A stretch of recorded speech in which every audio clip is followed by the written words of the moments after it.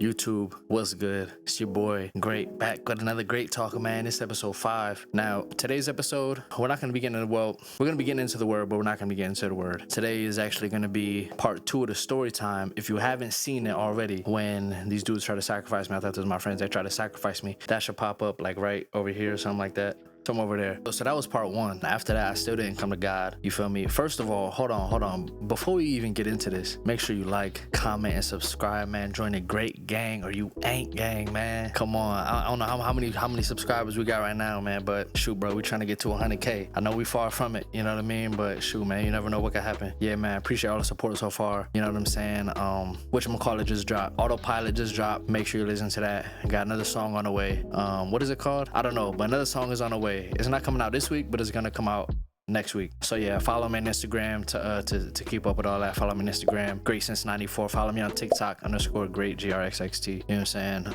But yeah, so this story time, right? After part 1, still didn't come to God, but it was all setting up for something greater. So this was a few months after the almost being sacrificed incident. This was maybe like November, December of 2014. November, December 2014. One of my boys that I had graduated with, I graduated in 2012, Mike, he hit me up asking me what I was doing for New Year's. I told him I didn't have any plans, and he was like, all right, bet, keep your calendar clear, because on New Year's we gonna come, it's gonna be a money team reunion. So for those of y'all that don't know what the money team was, it was me and a group of friends. We used to just go to every house party, bro, and just turn it up, bro. I remember I was a DJ for a few parties, bro. The drinks got lit, you know what I'm saying? Played Wiz Khalifa, Taylor Gang. Oh my god, bro, Taylor Gang had a parties going crazy. But yeah, so Mike was like, yeah, it's gonna be a money team reunion, yeah. And I was like, all right, bet, say less. New Year's Eve comes, Mike hits me up. He was like, yo, I'm out here with my boy Ben. We got a hotel. The hotel was maybe like 20 minutes away from where I was living at. I pulled up. It was me, Mike, Ben, and there was 3 other my boys. I want to say, I know Marcus was there. I'm not sure if Lorenzo was there. Lorenzo might have been there. So yeah, so we all pull up to Yukon.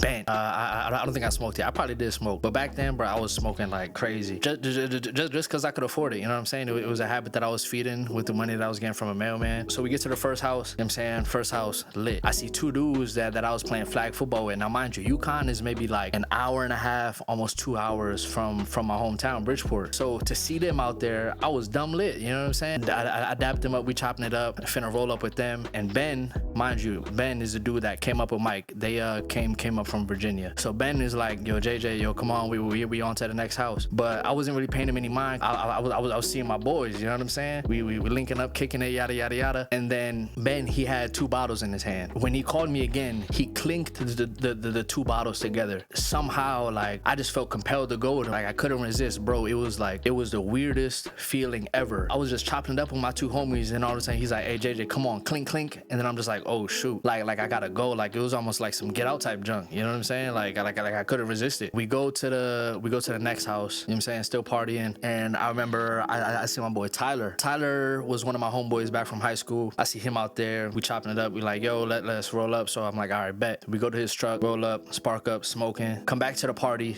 Party's dumb lit. I was upstairs booling. You feel me? Mind you, like, when I used to smoke, right, I would never get like retarded. You know what I'm saying? Where I wouldn't know what's going on. You feel me? I would get high, yeah, and start like doing high stuff, but I was never out of my mind. You feel me? So that being said, I look over towards the kitchen. Randomly, I just look over towards the kitchen, and I see Mike and Ben there, and Ben is like talking to Mike in aggressive demeanor, and I can tell, like, I was discerning that they were talking about me, and Mike was just saying, Ben, chill, like, it's cool, yada yada yada, and Ben just sitting there frustrated. We leave there. Hours later, head back to the town, and mind you, bro, like, I'm bent, like I can't even drive home type stuff. You know what I'm saying? So I asked him if I could stay at the hotel for the night. They're like, yeah, it's cool. You crash on the couch, whatever. And I stay at the hotel for the night. And the next morning, we all plan to go out to Chips, which is a breakfast spot. They're like known for their pancakes and whatever stuff like that. You know what I'm saying? It's very, very popular breakfast spot back in Connecticut. Before we go there, Marcus and Lorenzo pull up. You know what I'm saying? But like before we go, like, bruh, like when I say I used to smoke every day, I used to smoke every day, bruh. Wake up, smoke, go to work, smoke, come home, smoke. You know what I'm saying? Go to sleep. Like, bruh, it was just like a daily thing. You know what I'm saying? Before we go, I'm like, yo, is anybody trying to spark up? Yada yada yada. And Mike's like, yo, just wait until we get back. So I'm like, all right, cool, whatever. We go to Chips, we eat, we come back. Everyone leaves besides Ben. So I'm like, all right, you know what I'm saying? Let me spark up with Ben. I roll up, me and Ben go outside, we start smoking. Stuff starts getting weird.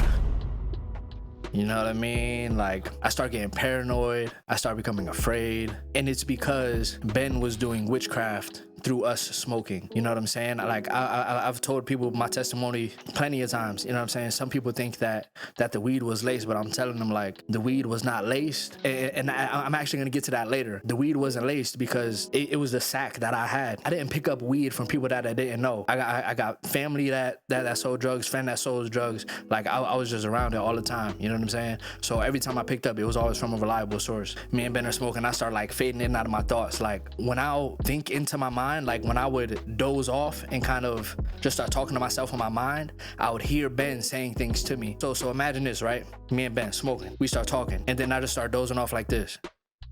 And then as I'm dozing off, Ben is like disrespecting me type junk. You know what I'm saying? He was like, man, you're just a little. You know what I'm saying? Like slick stuff. I would hear it as I'm like dozing off. Then I'll be like, wait, what did you say? And then he was like, oh yeah, nah, I was saying how I was talking to this little.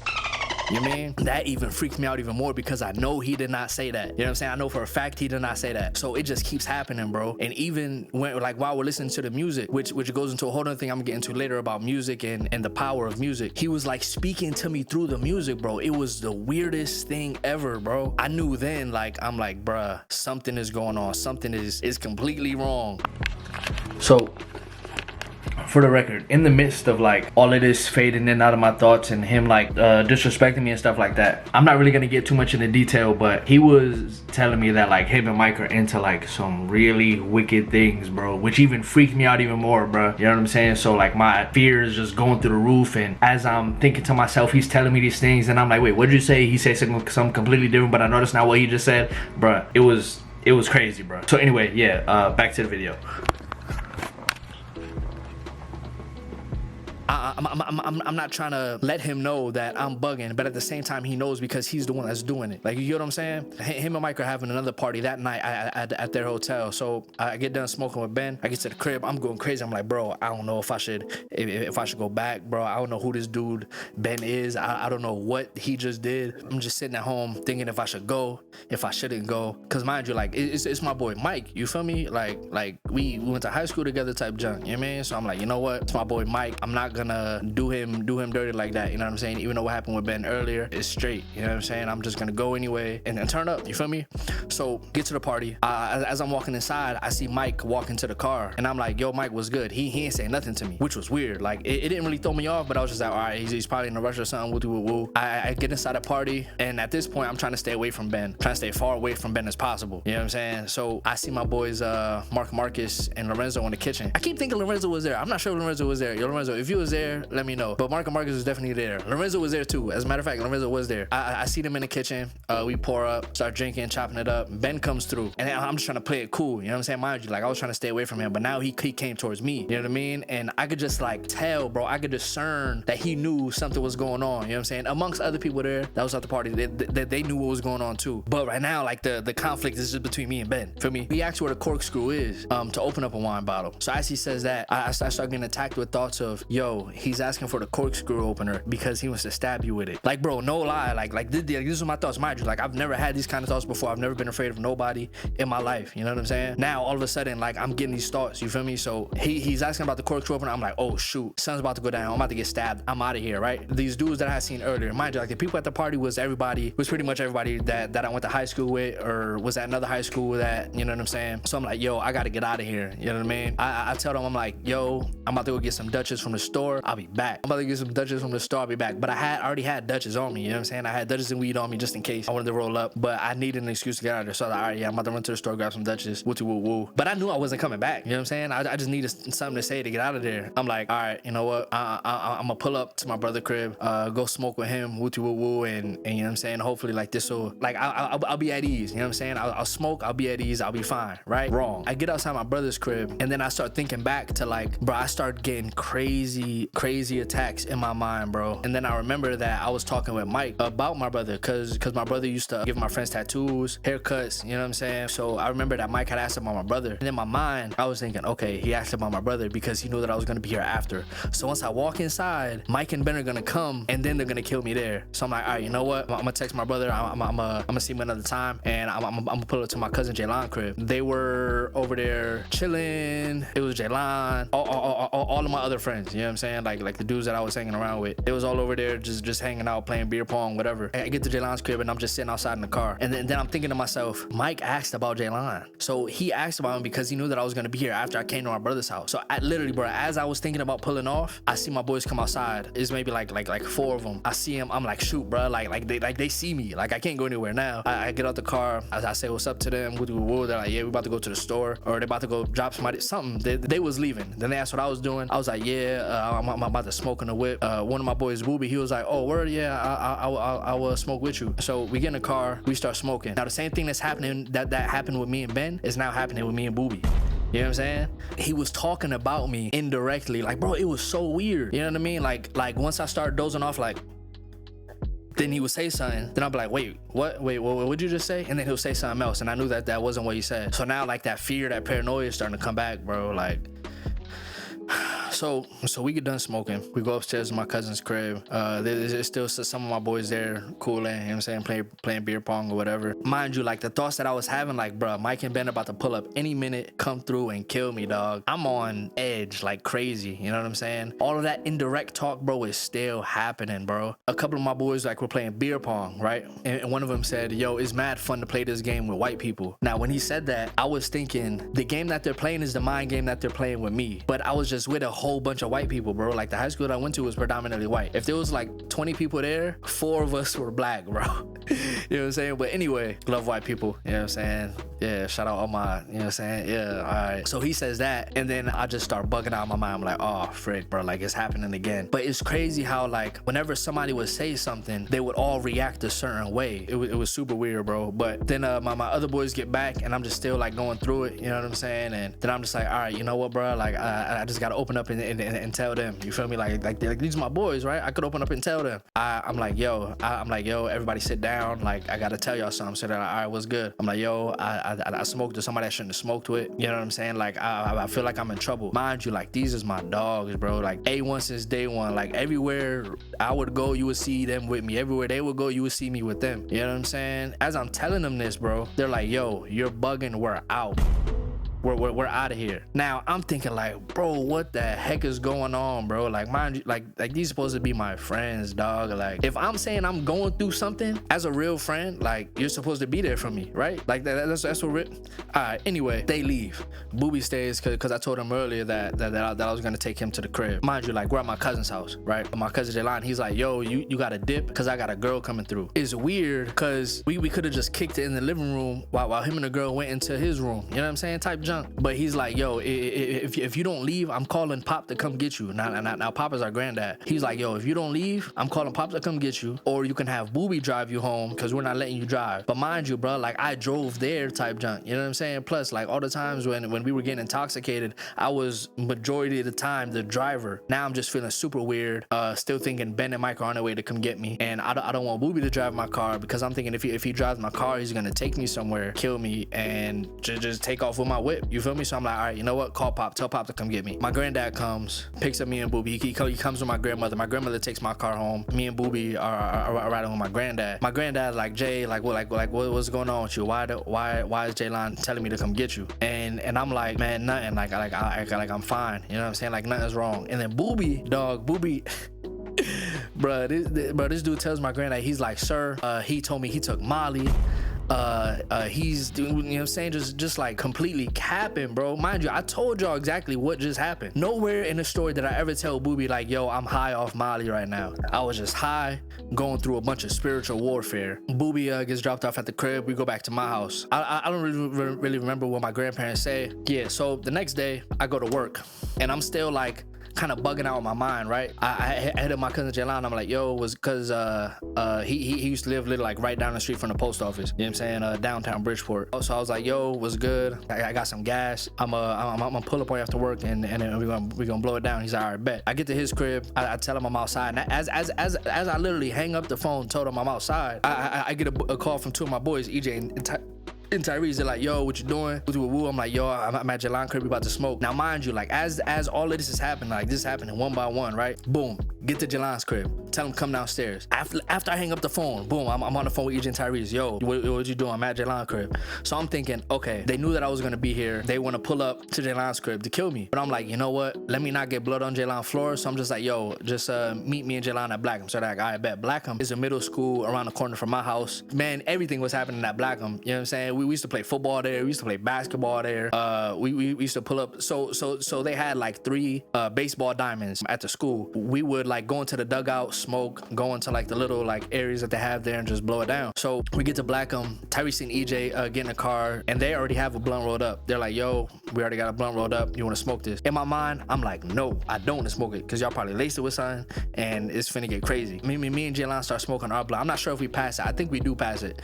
It was like 5 of us on a L. If anyone that's a smoker that was a smoker, you already know like 5 people on 1 L is not enough. Mind you, I was smoking like every day, so that is nothing. You know what I'm saying? But now I've been attacked, and now that weed is opening up a doorway into the spiritual realm, I start getting attacked heavy, bro. I can't even finish half the blunt. Like the more I smoke, the more I start getting paranoid, the more I start getting fearful, the more the indirect talk is happening. I knew something was going on because I was the only one experiencing this, bro. All right, me again. So I forgot to mention, bruh, in the whip, dog, as we continue to smoke, it gets more intense. And what I mean by intense is like, I feel a dark presence come over me and I start breathing heavily, bro. I'm not having a panic attack or anything. I legit feel a dark presence, a heavy dark presence come over me, bro. It was crazy. It was, oh my gosh, dog. It was so wild. All right. Anyway, I'm not sure how many times I'm gonna cut back in because the video, I'm like freestyling it. But anyway, back to the video. I might see y'all later. All right. I was the only one like on the edge of my seat, like making sure that these dudes ain't trying to kill me type junk. You know what I'm saying? Like I'm literally sitting on a chair, like looking at these dudes like, I stopped smoking. Man, it's crazy, bro. I really wish I could remember everything that was being said, man. We get done smoking or whatever. I don't even think they sparked they blunt. Anyway, Tyrese and EJ's like, yo, you trying to go back to your crib? Now I'm thinking, okay, we're gonna go back to my crib so they could kill me there. Mind you, like, I'm not trying to make anything look off. You know what I'm saying? Not trying to make anything look suspicious, even though they already knew what was going on. You feel me? I'm like, you know, yeah, we go back to my crib. Tyrese, EJ, and the shorty get out the way. I was just me and Jaylon in the car. And I'm not trying to go home at all. You know what I'm saying? I got voices in my mind telling me like, bruh, if you kill Jaylon right now, all of these mental issues, like everything that you're feeling right now, will just go away. Bruh, the craziest thing, bro.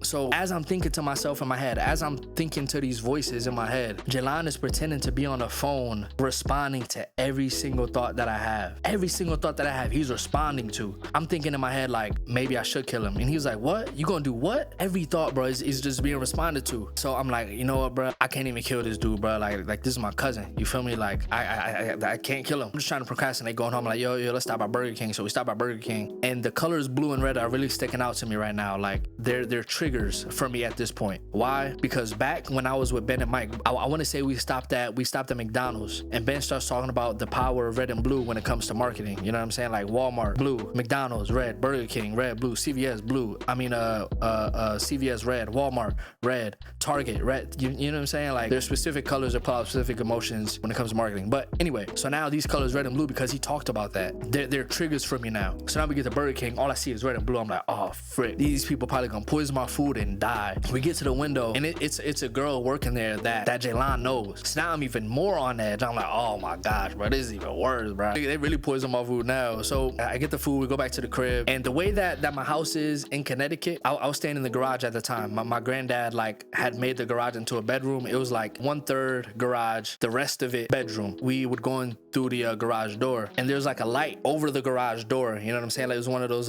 sensor lights. We pull up, the light comes on. I see Tyrese, bro. bro, in this weird silhouette, bro. He's wearing all red, bro. I'm talking red hat, red shirt, red sweats, bro. And he probably had on red shoes too. I don't remember, but I just remember I seen all red, and I'm like, oh, bro, they about to do it to me, bro. They about to do it to me. So we get inside. We get inside the house. My little brother comes downstairs, and he's like, yo, you got Burger King? And I was like, yeah. But mind you, I'm thinking that the food is poison, so I'm like, all right, you want it? Here, take it. I just give it all to my little brother. I don't even need none of it. So we get into my room, and the lights are off. I had like Christmas lights up, but the Christmas lights were off, and I had white walls. We turn on the game. I believe we play 2K first. Mind you, the 2K loading screen at the time was what was it? 2K15. Now, if you look at the 2K15, bruh, so as the loading screen is popping up on the TV, red is reflecting all around the room, bruh. Mind you, like the red and blue is a trigger, so now I'm just even more bugging. The paranoia, the fear is like through the roof, and all the indirect talk is happening constantly.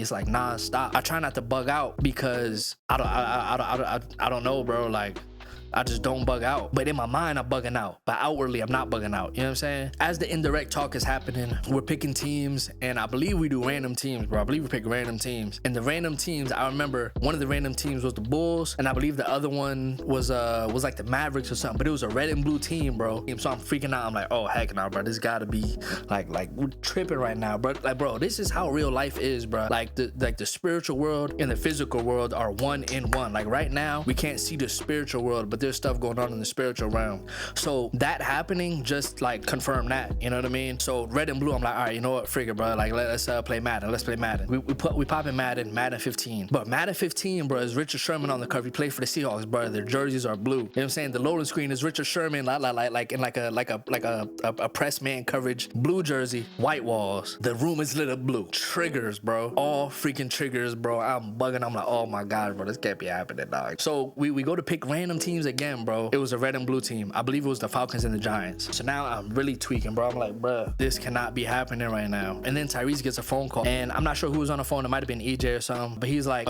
you around the corner? You about to come now? All right, bet. Hangs up the phone. It doesn't say nothing, right? So in my mind, I'm thinking, okay, this is Mike and Ben. He was just on the phone with. They're around the corner, about to come through, take me, kill me. So I'm like, you know what, bro? I'm out. I'm leaving. I don't say nothing to nobody. I grab my headphones. I grab my keys. I hop in the car and I bounce, bro. Like left them all at the crib. Left them all in my room. Don't say nothing. I just bounce. And now, like, bro, this paranoia and fear, bro, is like no other, bro. It's kind of like I'm having a schizophrenic episode, dog. Like junk is really wild. Like I'm seeing stuff, dog. The yellow lines in the road are disappearing. You know what I'm saying? Mind you, bro, I'm driving in the rain, dog. I hop on I-95. I don't even know where I'm going, bro. I just get on the highway. As I'm driving, I'm starting to see stuff. The lines in the road are disappearing. As I'm thinking to myself, you know what I'm saying? As I get into that, lines are disappearing in the road. I'm seeing cars doing 360s as I'm driving. Another thing, bro, the music that I was listening to, I think it was like Future, Lil Durk, something like that. But I was listening like to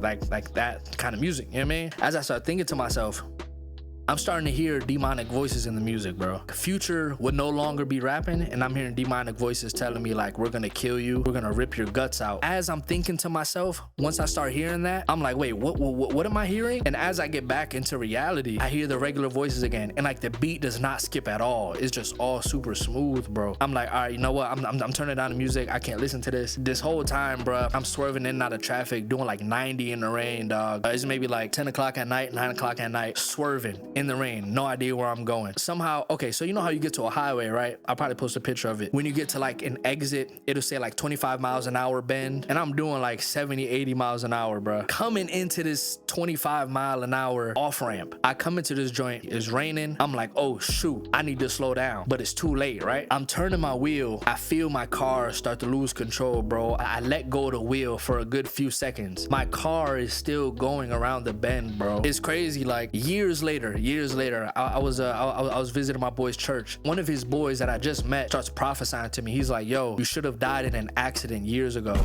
You should have died in an accident. Immediately, I feel the presence of God start crying. But anyway, that junk freaked me out. I'm like, bro, what the heck? All right, you know what? I just got to post up somewhere, go to sleep. Maybe when I wake up in the morning, everything will be back to normal, right? Somehow I end up in New York. Bro, it's so crazy, bro. The same spot that I fell asleep in, once I got saved, maybe like a couple months later, I drive by that same exact spot, bro. Anyway, I'm in New York. So where I lived, Bridgeport, is maybe like 30 minutes, 45 minutes away from New York. If you look on the map, Bridgeport, New York, like right there. You know what I'm saying? So I think I'm I'm probably in Harlem. I think I'm in Harlem. Some little side street, whatever. Park up, go to sleep, wake up in the morning, seeing people walk by, seeing people drive their cars, you know what I'm saying? Seeing people driving, seeing people getting in their cars, going to work, whatever. And I just feel like everybody's looking at me, bro. Like, I'm not high anymore, but all of those effects that were there are still there. Even though I'm not high, those effects are still there. I'm like, all right, I could either go home, right? Mind you, I'm thinking that these people want to kill me at the crib. So I'm like, I could either go home or I could go somewhere else. You know what I'm saying? Just go somewhere. I don't know where. I'm just gonna go somewhere. So I'm like, you know what? I'm out to California. I'm out. I put in a random, like, I literally open my phone. I type in like San Diego, San Francisco, something like that. Just got a random address. Boom. Put the map on. Put my phone on airplane mode because everybody's texting me like, yo, where you at? Woo woo woo. I'm not trying to hear nothing from nobody. So I'm like, all right, bet. Let me fill up my car and I'm gonna hit the road. So I get on the road, not listening to music, and I'm seeing these signs on the highway saying no U-turns. Now I'm thinking that this is like signs telling me nope, no U-turns, don't go back, keep going. The devil was trying to get me as far away from my house as possible for whatever reason. I'm starting to get hungry now, you know what I'm saying? I'm on the road. I think I'm probably like in Jersey or something like that, and all I'm seeing is like Wendy's, I'm seeing Arby's, McDonald's, and Burger King, all red and blue. Remember what I told you, these are all triggers. So I'm thinking if I go there, like, these people are gonna poison the food and I'm gonna die. But I'm just like, you know what, bro? If I die, I die. You know what I'm saying? I pull over to a little truck stop or whatever. I go through the Arby's drive-through, give me some food, and after I eat, I'm just in the parking lot, like, thinking like, dang, bro, like, am I really gonna continue on this way to California or should I go home? But I'm thinking, I saw those signs that said no U-turn, so you know what? I'm gonna keep going. I get to this one point, I think I'm in Pennsylvania. I get to this one point where I have to get off the highway going north-south and start going east-west. I just pull over on the side of the road, like on like this little like farm entrance thing. I pull over and I'm just sitting there thinking for like a good like 30-45 minutes. I'm like, bro, like, should I go home, let these people kill me? Should I continue on my trip? And I'm just like, you know what? If they want to kill me, bro, so be it. So I go back home. I get back to the crib. My grandparents like, yo, like, it was good with you. Like you didn't say nothing to nobody. You just left. Like, we put a missing report out for you and everything because you wasn't responding to us. I'm like, you know, I just had to leave. So the cops come through just to like confirm that I'm there. You know what I mean? And they're like, man, like, if you ever need to like leave the house again, like, you can go somewhere, just let us know so we don't have to worry. And I was just like, all right, bet. Mind you, all of these psychological things are still in full effect, bro. It's still under heavy spiritual attack. So this whole week, I'm going to work and I'm coming home. You know what I'm saying? I don't even sleep in my room, bro. Like, that's how bad it is. Because I think if I go to sleep in my room, Mike and Ben are gonna come through and they're gonna kill me. You know what I'm saying? So I'm sleeping in the living room just to make sure that, like, if the door opens up, you know what I'm saying? Like, I'm already on P. You feel me? I'm just super paranoid, bro. Like, I'm freaking my mom out and everything. Like, I'm sitting here like following my mom. Every time she gets on the phone with somebody, I'm like, yo, who you talking to? And she's just like, yo, like, what's wrong with you? You know what I'm saying? Like, you bugging. And I'm like, nah. I'm just trying to figure out who you talking to. And I'm sitting at the door, you know what I'm saying? Like, watching cars drive by, just making sure that Ben and Mike don't pull up in the driveway type junk. So my grandmother's like, you know what? I've had enough of this. You know what I'm saying? Like, once your granddad gets home, we're gonna take you to the psych ward, and you know what I'm saying? Like that's it. I'm just like, nah, like I'm not going to no hospital. You feel me? We'll do it. So my granddad gets home and he's like, all right, look, you could either come with us and we'll take you, or we're gonna call the cops. I'm like, you know what? You can take me. You ain't gotta, you know what I'm saying? So they take me there. I put on like the suit and everything, bro. Like, I still had that weed in my pocket. They take the weed, they take my clothes and everything, put it in a bag, and they bring me off into the back of the hospital, like where the psych ward is, right? I'm just like sitting there thinking like, bro, like, what the heck is going on? So this one lady comes in, asking me questions like, how do you feel? Like, what's going on? And I tell her what's going on, right? I'm like, yo, like, I don't know what's going on. Like my grandparents think I'm going crazy, so they brought me here. Like, shoot, I don't know, I feel fine. But mind you, bro, I don't feel fine at all, dog. I'm just able to play it off so well by the grace of God, you know what I mean? Usually, like, when you get put into a psych ward, like, they keep you there for 48 hours for observation. The lady comes in, she's questioning me, she's like, all right, yeah, the main doctor isn't here. We're gonna have to keep you here for 48 hours for observation. I'm like, all right, yeah, whatever, that's straight. So like 2-3 other people come in and talk to me, like, back and forth, you know what I'm saying? And I'm just sitting there like thinking like, I don't want to go to sleep, because if I go to sleep, they're probably gonna kill me. So I'm there for a few hours, and then they're like, all right, you know what, you're good to go, like, come with us, put your clothes back on, woo, like, you're good. I put my clothes back on. The doctor that gave me my clothes, she's like, yeah, like, we found some weed on you, we're just gonna take it into the lab for testing, woo. And I'm just like, dang, so I can't get it back? Like, I can't get my bud back, you feel me?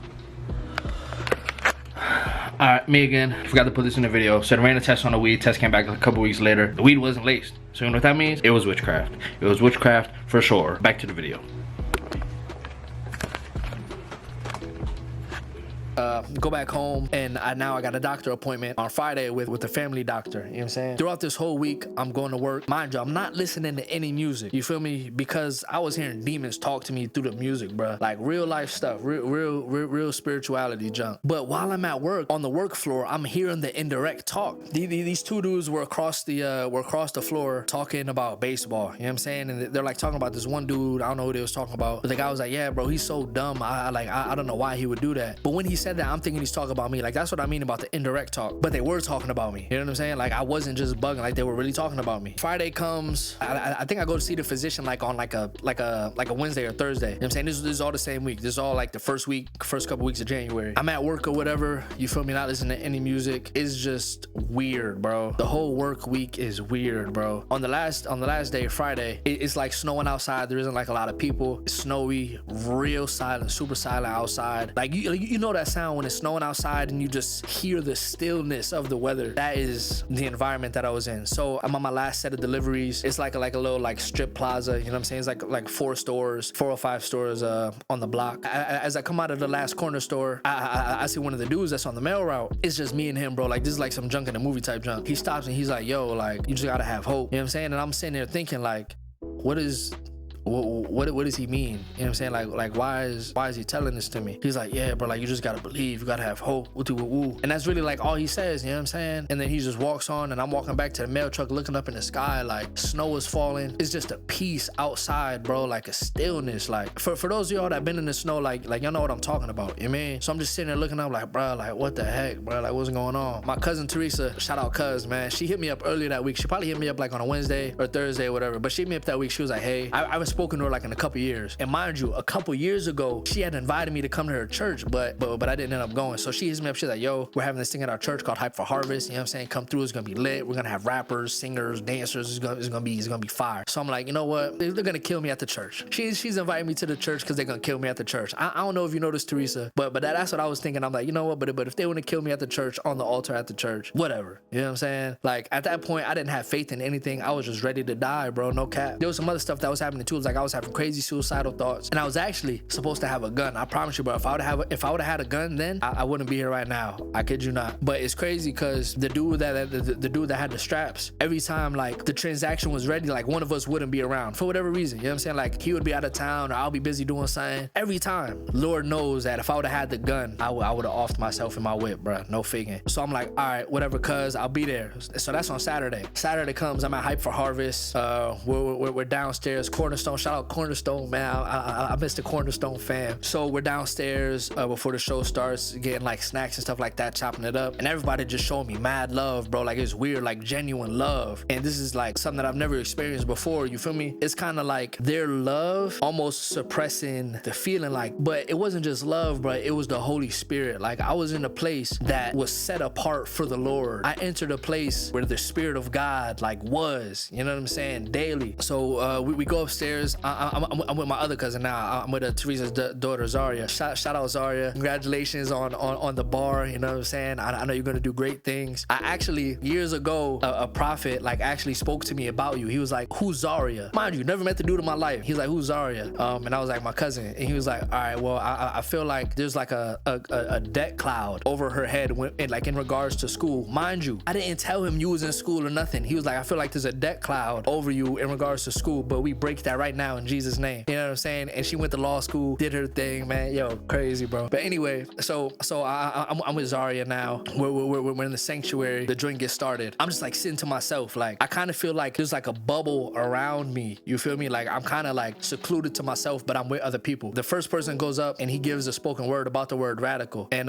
this dude is now my friend Moses. Yo, shout out Moses, bro. Love you, bro. And he gives a spoken word about the word radical. And as he's speaking, the Holy Spirit is speaking through him to me. It literally feels like there's no one else in the room, and it's just me and him, one-on-one. I'm just sitting there like, bro, just straight up receiving everything that the Holy Spirit is speaking to me. So usually, like at the end of events, like they'll have the altar call. You feel me? Like they'll have like you feel me? So, but this is the first act, bro. Like I remember like it was yesterday. It was the first act, and he gives like an altar call for prayer right in the beginning, without even thinking, like without even hesitating. I'm just standing up, ready to go receive this prayer. You feel me? So I'm walking down the aisle, and as I'm walking down the aisle, bro, I just begin to break down with every step, just breaking down. I start tearing up every step, breaking down. Teresa, my cousin who invited me, she sees sees me, comes up to me, hugs me, and starts praying for me. I don't even know if she's praying, bro, but I just know that I am in tears, and I just begin to feel the presence of God in that moment, bro. And as the presence of God comes over me, dog, all of that fear, paranoia, all of those schizophrenic thoughts, bro, they're gone. They're gone, and I'm just in God's presence. The rest of the night just goes smooth, you feel me? Even though I'm starting to have like, I'm like, as the presence of God is kind of like fading away, those things are starting to come back. Now, mind you, that's Saturday. So Sunday, I'm like, bro, I gotta go back to church. I gotta go back to church, bro. I go back to church. Shout out Pastor Watts, man. Love you, bro. The pastor is speaking on when Paul went to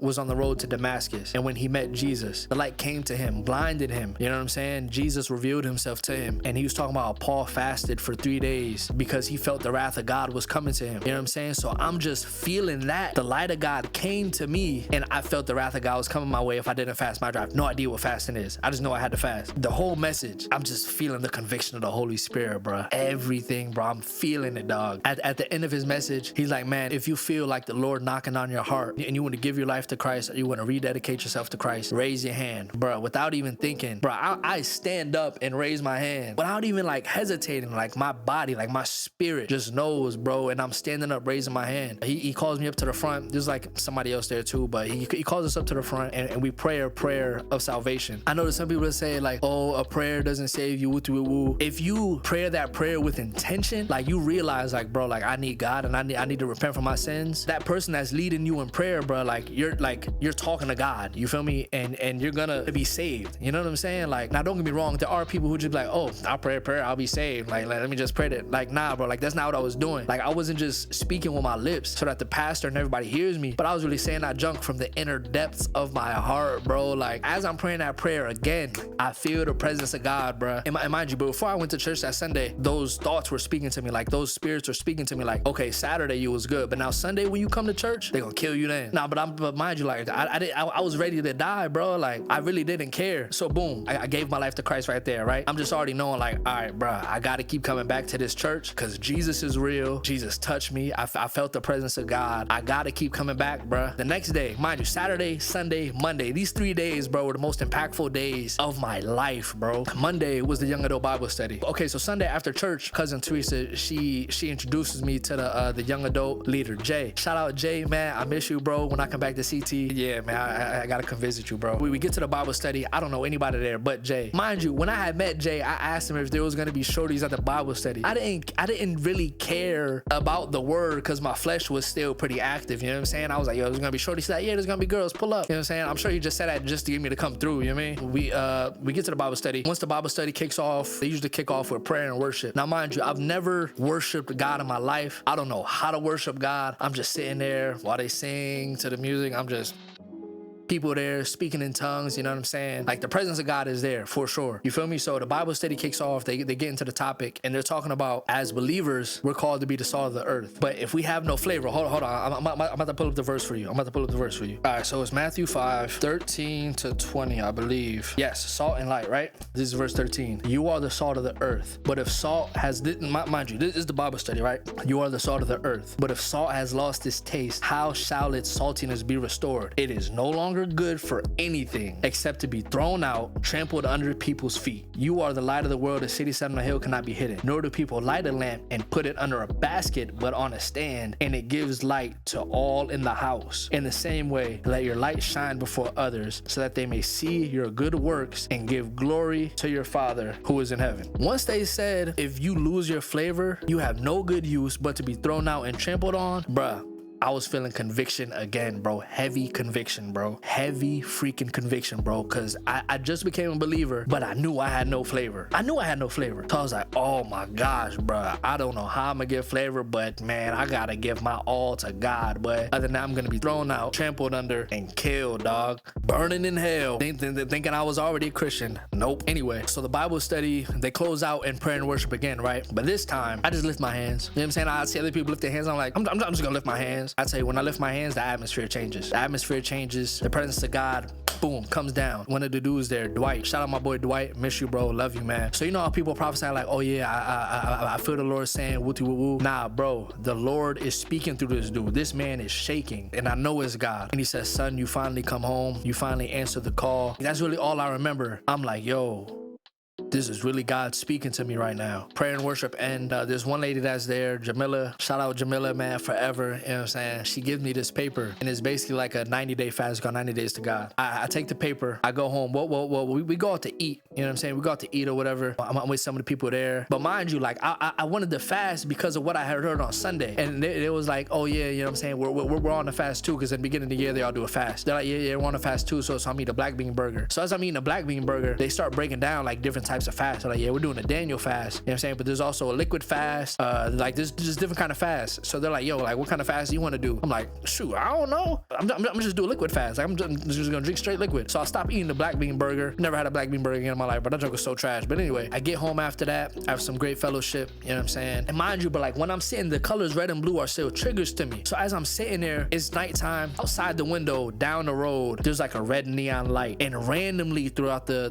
dinner, the red neon light is just like becomes super bright, and it just starts triggering me. But now that the Holy Spirit is active in me, it's kind of like, you know what I'm saying? There's like real warfare going on, bro. So anyway, I get home. It's maybe like midnight now. Mind you, like I was staying in the garage. It's like 12 o'clock, 1 o'clock. My grandparents usually sleep. Like they usually go to sleep early. You know what I'm saying? They're my grandparents. No offense. I get home. I'm starting reading 90 Days to God, and it said, if you're looking for a miracle, like this is it. You're gonna ask God to do something really big in your life, whatever it is. Mind you, everything that I was going through, I was asking God, like, take this away, make yourself real to me, and show me what my purpose is. You know what I'm saying? Like, if God, like, if you are who these people say you are, show me. So you ask him to do something really big in your life, but at the same time, you're giving up things that pertain to you on a daily basis. You substitute times you would do those things for reading your word, getting in prayer, worshiping. I literally gave up everything, bro. I was like, you know what? I'm stopped going to parties, stop drinking, stop smoking, stop cussing, stop watching TV, stop video games, stop going to the gym because I was training for football at the time. Stop going to the gym, stop playing football, everything, bro. And I was gonna seek God for those 90 days. As I'm reading this thing, I'm starting to break down, bro. Like the Holy Spirit is starting to show me like my life, everything I was doing wrong. And I was like, bro, like I've had life all wrong. I've had God all wrong this whole time. I didn't know that he was real and that he desires relationship with us, and that relationship is needed with God. You know what I'm saying? Like relationship is needed. Just how you have a relationship with like one of your best friends or like your significant other, the relationship with God is the exact same way. You're like, well, how do you talk to God? You pray. Well, how does God talk back to you? His word. In the beginning was the word. The word was with God, and the word was God. This is how God talks to you. I'm starting to cry. My grandmother comes downstairs like, oh my God, like what was wrong? And I was telling her, I'm like, Ma, like I gotta let God work on me. You know what I'm saying? I gotta give my all to God. And she was like, all right, well, man, I'm here for you. Whatever you need from me, like just let me know. And at the time, like I had red sheets, red pillowcases. I was like, man, I need new sheets. I gotta get rid of these sheets. And immediately she's like, all right, bet. She got me some new sheets off rip. And man, during those 90 days, bro, God has made himself so real to me. I would never be able to deny the legitness of God, bro. Like he's given me dreams. He's replaced the friends that I had to cut off, placed me around the right people. He placed me in a solid church, you know what I'm saying, that has fertile soil that was gonna help with my discipleship, that was gonna help with my growth in God. You know what I mean, bro? And that was back in 2015. That was January 11th. I gave my life to Christ January 11th, 2015, bro. I will never forget that, bro. Like New Year's is always like I wouldn't say an emotional time for me, but it was a time that I was super grateful. You know what I'm saying? Because at the time I was 20. I wasn't supposed to make it to 21, bro. You know what I'm saying? I was supposed to die, bro. I was supposed to kill myself, get into an accident, something. But God had his hand on me, bro. And that's how I know, like, I'm here for a reason, bro. You know what I'm saying? Like, I'm not in Orlando, Florida for a reason. Like, that's a whole nother testimony in itself. I'll tell that story time another time. If y'all want to hear it. If y'all want to hear the story time about how I got to Florida, let me know. We'll get that popping. But yo, man, God is so real, bro. He desires relationship with everybody, bro. We're called to repent. We're called to be followers of Christ. You know what I'm saying? But at the same time, bro, God desires a relationship with you, bro. You know what I'm saying? Like we can't expect to get into the kingdom of God and not know who he is. What I mean not know who he is, like not spend time with him. You know what I'm saying? Imagine you going to Drake's front gate, you know what I'm saying? Buzzing like, yo, let me in. Let me in. He's like, bro, I don't know who you are. Bro, it's gonna be the same thing, bro. Jesus said, men, you're gonna come to me saying, Lord. You know what that means? Lord, Lord. People who call him Lord. People who believe Jesus to be the Lord. And we're like, Lord, Lord. Have I not done these things? You know what I'm saying? Actually, bro, I'm pull up the verse. I'm pull up the verse for you. All right, so this is Matthew 7:20. 21. Not everyone who says to me, this is Jesus talking on the Sermon on the Mount. Thousands of people are there. He says, not everyone who says to me, Lord, Lord, will enter the kingdom of heaven, but the one who does the will of my Father who is in heaven. On that day, many will say to me, Lord, Lord, did we not prophesy in your name? Did we not cast out demons in your name? Did we not do many mighty works in your name? And then I would declare to them, I never knew you. Depart from me, you workers of lawlessness. These people are claiming to do these works, expecting to get into heaven. This is saying that getting into heaven is not about works, bro. Even though works are important, but it's all about the faith. You know what I'm saying? The Bible says that God is pleased by our faith.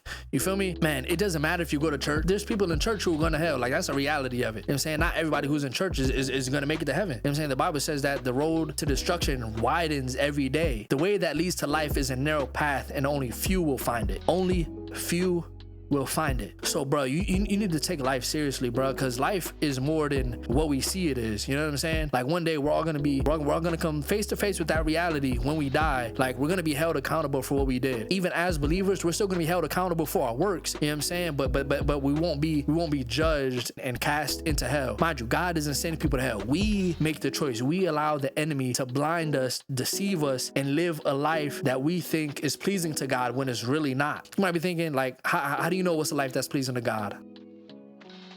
This is how I know a life that's pleasing to God. Get in your word, find out what your purpose is, what your calling is. You may be living in your call right now that God has brought you there by his grace and mercy. You need to establish a relationship with him, bro. In every season, God has us on a mission. Like, we are here on assignment. Every single one of us are here on assignment. If you don't know what your assignment is, if you're not figuring out if you're doing good, get in your word. Man, great talk. Episode 5, bro. This is, oh man, testimony part 2, bro. If you want to hear part 3 about how I got to Florida, because, man, I stepped out here in faith, bro. I left my family and everything, bro. I packed up the Audi and I skated, bro. And shoot, bro, we here right now, fulfilling the will of God, following the pillar of fire, which is God. But yo, I love y'all. I appreciate y'all so much. Autopilot out now. New song coming out in about a week. Yo, thank y'all, man. Thank y'all so much. This is just the beginning, but we're going up, man. We're going up. Consistency, discipline. Yeah, we here. Hey, like, comment, subscribe. Join the great gang, or you ain't gang. Cue the outro. Throw my hands in the sky, cause you saved me. Been walking this journey, trying to obey my call. And won't you take me? No matter where I go, don't ever break me.